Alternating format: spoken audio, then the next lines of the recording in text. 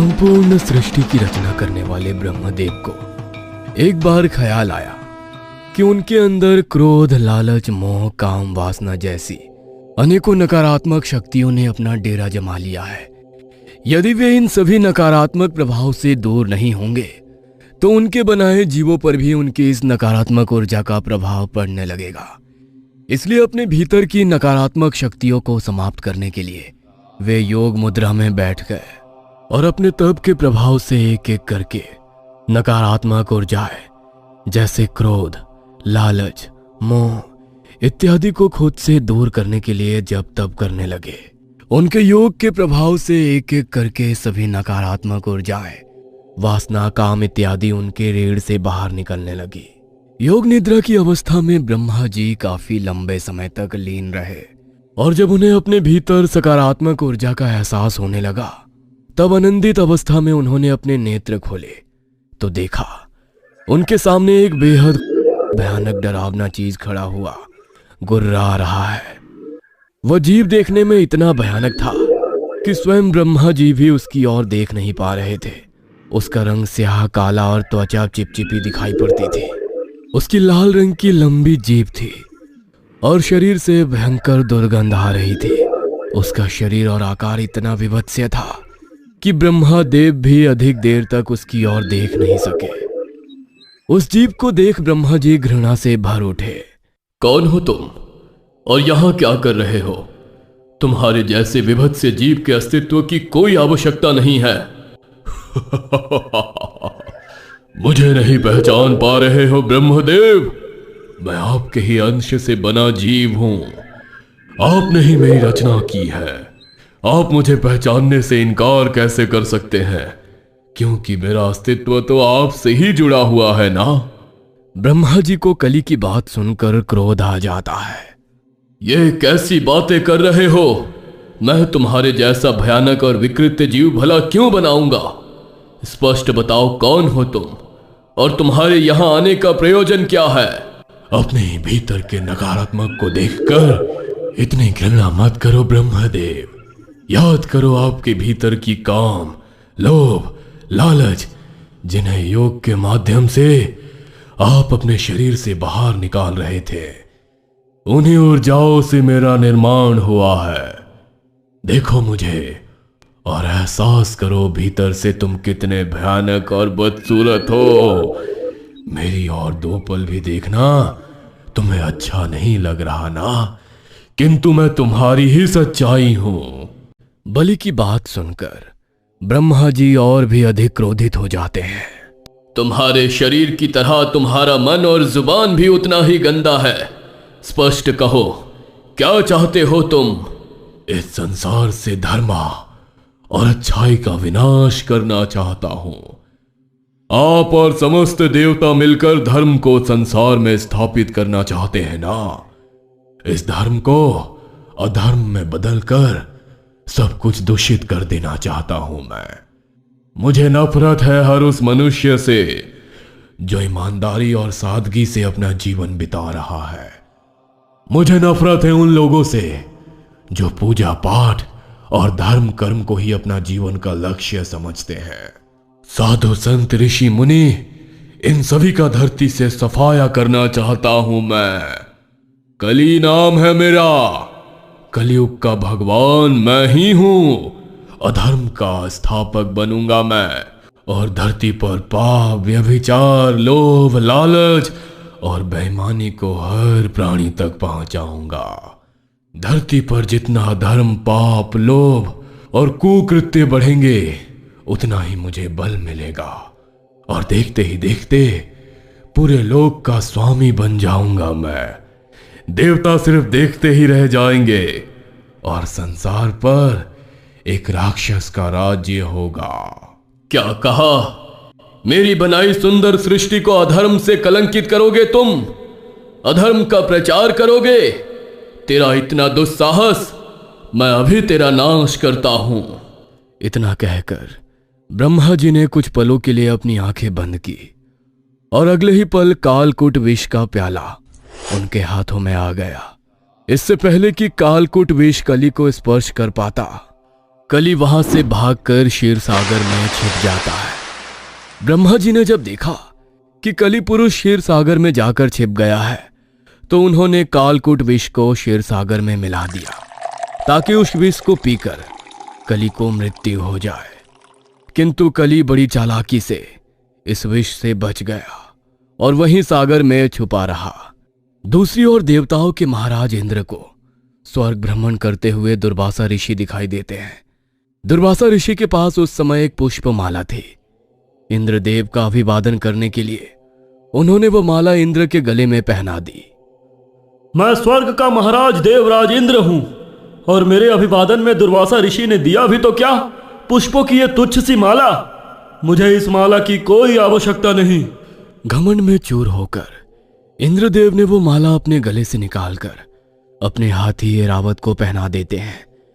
जैसे ही इंद्रदेव वो माला ऐरावत के गले में डालते हैं, वो उस माला को अपने गले से निकालकर जमीन में गिरा देता है और अपने पैरों के नीचे कुचल देता है। अपने दिए हुए उपहार का ऐसा अपमान देखकर दुर्वासा ऋषि बेहद क्रोधित हो जाते हैं और इस क्रोध में इंद्र को एक श्राप दे देते हैं। मेरा श्राप है कि जिस ऐश्वर्य के अभिमान में तुम मेरा अपमान कर रहे हो वह तुमसे छिन जाएगा। लक्ष्मी तुमसे रूठ जाएगी और तुम्हारे धन बल में भी हानि होगी। तुम्हारे स्वर्गलोक में त्राही त्राही मचेगी और तब तुम्हें एहसास होगा कि ऋषि के श्राप का क्या अर्थ होता है। दुर्वासा ऋषि के श्राप के कारण देवता कमजोर होने लगे और उनके मान सम्मान और धन में हानि होने लगी, जिसके कारण इंद्र असुरों के साथ हुए युद्ध में हार जाते हैं। पूरे इंद्रलोक में त्राही त्राही मच जाती है। सभी देवतागण अपनी समस्या लेकर भगवान विष्णु के सामने प्रस्तुत होते हैं।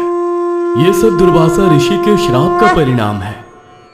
आप सभी के टूटते बल और यश में होती हानि अब सिर्फ अमृत के सेवन से ही ठीक हो सकती है। किंतु अमृत पाने के लिए सबसे पहले आपको समुद्र मंथन करना होगा। समुद्र मंथन के बाद जो अमृत निकलेगा उसी से आप सभी की शक्तियां वापस आ सकेंगे।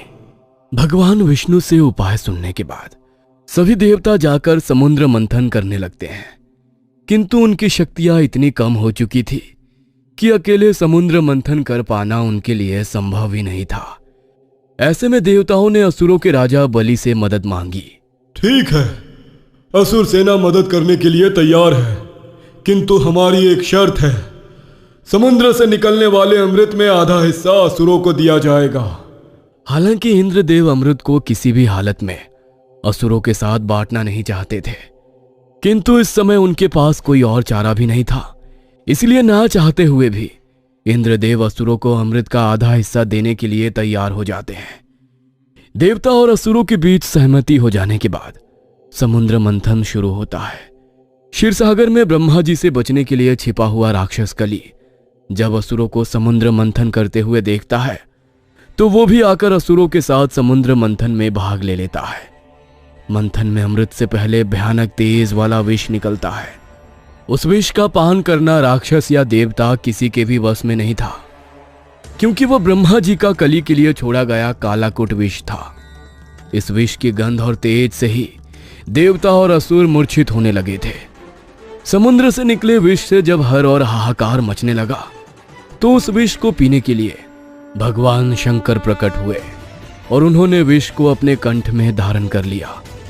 विष को ग्रहण करते समय उस विष की एक बूंद राक्षस कली के ऊपर भी गिर गई, जिसके कारण उसका शरीर समाप्त हो गया। भगवान शिव के विष को धारण कर लेने के बाद मंथन एक बार फिर से शुरू हुआ, जिसके परिणाम स्वरूप समुद्र से अमृत निकला। उस अमृत के निकलते ही देवता और असुरों में छीना झपटी शुरू हो गई। चूंकि इंद्र ने अमृत का आधा हिस्सा असुरों को देने का वादा किया था, इसलिए असुर भी अमृत में अपना हिस्सा लेने की जिद पर अड़े हुए थे। असुरों को अमृत नहीं दिया जा सकता। यदि असुरों के पास अमृत की शक्तियां पहुंच गई तो तीनों लोकों में हाहाकार मच जाएगा और उन्हें रोकना असंभव हो जाएगा। हम अमृत असुर को देकर उन्हें अमरता का वरदान नहीं दे सकते। अमृत को असुरों से बचाने के लिए भगवान विष्णु ने एक चाल चली और वो एक मायावी मोहिनी स्त्री का रूप लेकर वहां पर प्रकट हो गए। अपने सामने एक मोहिनी सी स्त्री को देखकर असुरराज बलि उस पर मोहित हो गए। स्त्री के सम्मोहन में वो इस कदर बंध गए थे कि देवताओं के बाद अमृत पीने के लिए तैयार हो गए। देवता और असुर लाइन से अमृत पाने के लिए पंक्ति में बैठ जाते हैं। स्त्री बने हुए विष्णु जी बारी बारी से सभी को अमृत पिलाने लगते हैं और उसी क्षण छल से वो सारा अमृत देवताओं को पिलाकर खत्म कर देते हैं। जिस समय देवता और असुरों के बीच अमृत को लेकर छीना झपटी हो रही थी, उसी छीना झपटी में अमृत की कुछ बूंदें धरती पर गिरी, जिसमें से एक बूंद राक्षस कली के ऊपर भी गिर गई। अमृत के स्पर्श से विष के कारण निर्जीव हो चुका उसका शरीर वापस जीवित हो गया, किंतु वो अपने भौतिक रूप में नहीं आ सका। कली पुरुष जीवित तो अवश्य हो गया था, किंतु अभी उसकी शक्तियां बेहद कम थी। उसे अपना शरीर भी पूरी तरह से वापस नहीं मिल पाया था। इसलिए सतयुग, त्रेता युग और द्वापर युग में कली पृथ्वी के दुर्गम स्थानों पर जाकर छुपा रहा। द्वापर युग में जब भगवान श्री कृष्ण की मृत्यु हो गई, उसके बाद धरती पर कृष्ण जी के पोते राजा परीक्षित का राज तिलक हुआ। भगवान विष्णु के अवतार श्री कृष्ण के स्वर्ग लोक चले जाने के बाद कली पुरुष फिर से सामने आया और इस बार उसने राजा परीक्षित का मार्ग रोक लिया। कौन हो तुम और हमारा मार्ग रोकने का क्या अर्थ है? मैं कली हूं। युगों से धरती पर सही समय आने की प्रतीक्षा कर रहा हूं। आप इस समय हस्तिनापुर के स्वामी हैं। आप अपने राज्य में रहने के लिए मुझे आज्ञा दीजिए। कली का विभत्स स्वरूप देखकर राजा परीक्षित ने उसे अपने राज्य में प्रवेश करने के लिए मना कर दिया, किंतु कली अपने जिद पर अड़ा रहा और उसने राजा परीक्षित से कहा कि जब तक वो उसे अपने राज्य में आने की अनुमति नहीं देते, वो उनके मार्ग से नहीं हटेगा। कली पुरुष के बार बार हट करने पर राजा परीक्षित उसे वैश्यालयों, जुआ घर, मांस मदिरा की दुकानों और सोने के भंडार में रहने की जगह दे देते हैं। राजा परीक्षित की बात सुनकर कली बहुत खुश हुआ। राजा परीक्षित ने कली को अपने राज्य में आने की अनुमति तो दे दी थी, किंतु वो इस बात से अनजान थे कि उन्होंने कितनी बड़ी मुसीबत को दावत दे दी है। कली ने राजा परीक्षित के सोने के मुकुट में घुसकर अपनी जगह बना ली और धीरे धीरे राजा परीक्षित से गलत कार्य कराने लगा। राजा परीक्षित के साथ ही उनके दरबार में उपस्थित बाकी मंत्रीगण भी कली के प्रभाव में आकर गलत कार्य करने लगे और इस प्रकार कली ने द्वापर युग के बाद कलियुग की स्थापना की। तब से लेकर आज तक कली पुरुष धरती पर विराजमान है। वह अभी अपने भौतिक रूप में तो नहीं आया है, परंतु वो अपने शक्तियों से इंसान पर काबू पा सकता है और मनुष्यों को अधिक पाप और अधर्म करने के लिए प्रेरित कर सकता है। जितने भी पाप और गलत कार्य धरती पर बढ़ेंगे, कली पुरुष को उतनी ही शक्ति प्राप्त होगी। जब पाप अपने चरम सीमा पर पहुंच जाएंगे, उस समय कली भौतिक रूप में आ जाएगा और इंसानों पर राज करेगा। पाप के चरम होने और धरती पर एक असुर के राज करने पर भगवान विष्णु के स्वरूप कल्कि का